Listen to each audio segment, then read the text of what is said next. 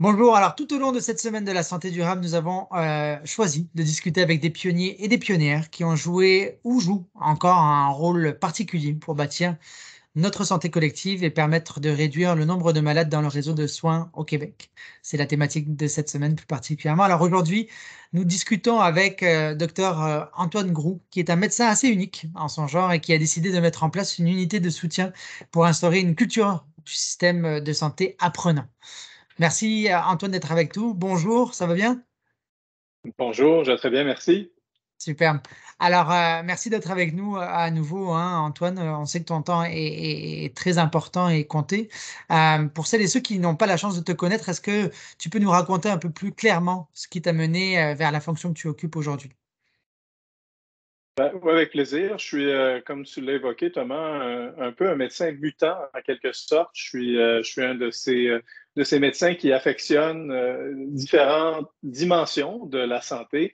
Alors, oui, je suis un médecin de famille en pratique. Je suis un médecin de famille aussi qui agit à la direction scientifique de l'unité de soutien SSA Québec dont tu parlais il y a un instant. Donc, beaucoup un volet recherche. Je suis d'ailleurs un chercheur régulier au Centre Vitam, qui est un centre de recherche en santé durable qui est situé dans la grande région de Québec. J'agis aussi comme professeur à l'Université Laval, au département de médecine de famille et médecine d'urgence. Et je gère toute une équipe en arrière de ça, qui fait de la recherche et qui soutient le développement de la recherche. Mais plus que ça, et c'est ce qui m'a attiré en particulier à cette unité de soutien, je travaille ardemment à essayer de mieux connecter et de rapprocher la science, ce que la science nous dit, ce que les données probantes nous disent et ce que les innovations proposent avec les pratiques. Donc, de faire cette connexion dans cette vallée de la mort qui existe depuis trop longtemps entre le volet pratique, ce qu'on fait, et puis tout ce qu'on devrait faire de l'autre côté. Donc, on travaille à améliorer notre système de santé en s'appuyant sur des données qui sont bien traduites, bien présentées, bien vulgarisées, et on fait tout ça avec au cœur le partenariat avec les citoyens, les citoyennes, les patientes, les patients, les proches aidants, proches aidantes. Et ça, c'est au cœur du mandat de ce que l'unité fait. Et c'est notre prétention de pouvoir améliorer la santé globale, pas seulement le système, mais la santé des Québécoises, des Québécois, à partir d'une démarche comme ça, de mobilisation de toutes les parties prenantes qui veulent contribuer à rendre notre système de santé meilleur. Justement, tu parles de cette vallée de la mort, hein. Le terme est très bien choisi, hein. Est-ce que tu trouves qu'on donne assez d'importance en fait à l'apprentissage en santé, plus particulièrement? Ben, je pense que poser la question, c'est y répondre. On a un système de santé qui est largement fondé sur la maladie, sur la prise en charge de la maladie. Nos budgets sont consacrés à traiter les maladies, à servir nos hôpitaux principalement. Alors que quand on se tourne vers la population, vers les citoyens, on réalise que la trajectoire de santé, sa portion hospitalière, c'est une toute petite partie de cette réalité, hein. Dans les faits, la trajectoire de vie dont on parle de plus en plus, ou le parcours de vie presque en santé des citoyens et citoyennes du Québec, bien, il commence au domicile quand ils se lèvent le matin avec un malaise, ou alors qu'ils commencent au domicile quand ils font le choix de ce qu'ils vont manger, ou ils sont contraints de manger certaines choses pour des raisons économiques, sociales, culturelles, et vont développer des maladies ou vont souffrir des conséquences de mauvais choix, par exemple, à cet égard, pour leur bonne santé.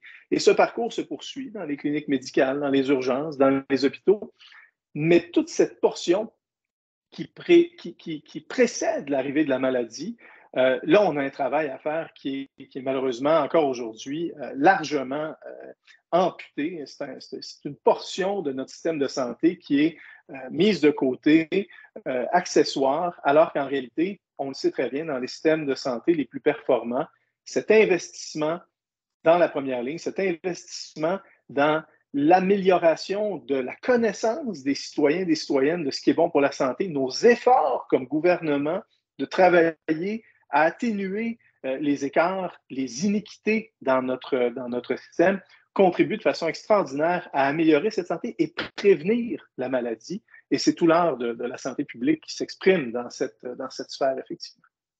C'est très intéressant ce que tu dis parce que et tu le répètes bien, en fait, on parle souvent, en fait, de santé quand on parle de maladie et on va faire vraiment, en fait, la confusion entre ces 2 termes-là, hein, Hmm. la santé, en fait, elle se passe à l'extérieur, parfois en fait, ou même très souvent. C'est un morceau qui est petit dans ce schéma, ou alors même dans ce qu'on appelle en fait le citoyen patient d'une certaine manière. Parce que le patient en fait n'est pas patient tous les jours non plus.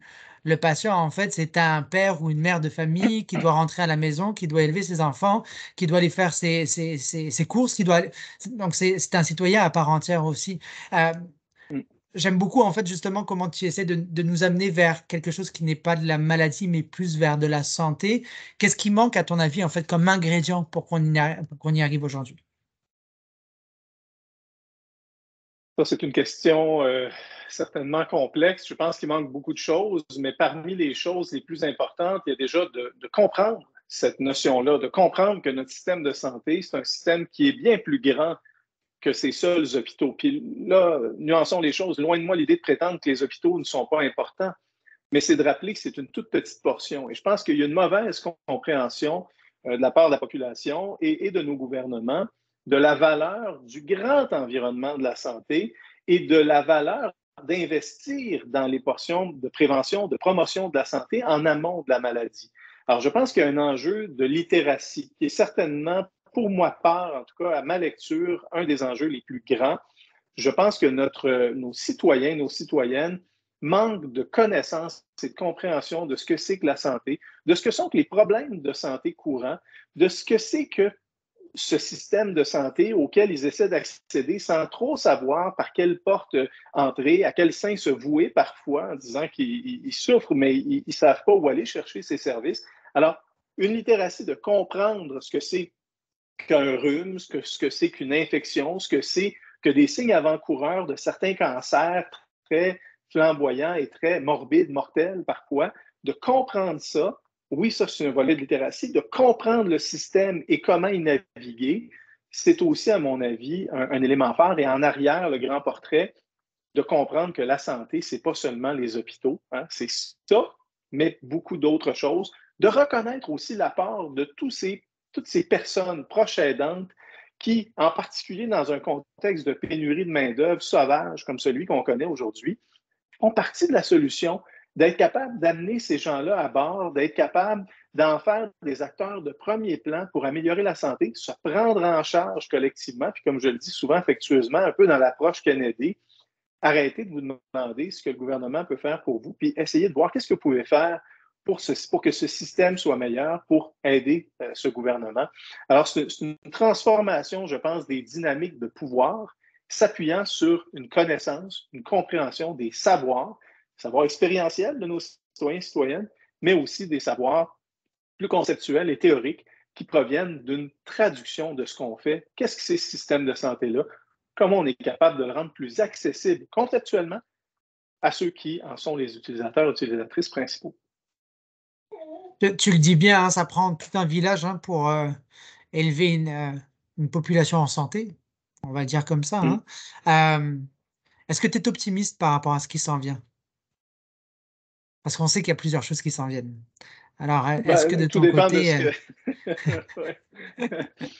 Tout dépend de ce qu'on prétend qui s'en vient. On nous a annoncé une agence de santé prochainement pour essayer de distinguer les orientations de l'opérationnalisation. Alors, à cet égard, est-ce qu'une opérationnalisation un peu plus dissociée de l'orientation politique à mon avis, un potentiel heureux? Euh, oui, sans doute, je suis un ardent défenseur de ça depuis longtemps, mais encore faut-il que nous ne reproduisions pas dans une agence opérationnelle des habitudes ou des pratiques qui sont dissonantes avec ce que j'évoquais tantôt. Je pense que cette agence Santé Québec, si elle se colle davantage à une gestion plus décentrée, une gestion plus participative, plus citoyenne, ben oui, c'est heureux. Mais si elle ne fait que reproduire ce que le ministère, dans sa grandeur réalisait dans les années qui sont passées, pas certain qu'on aura fait de grands gains.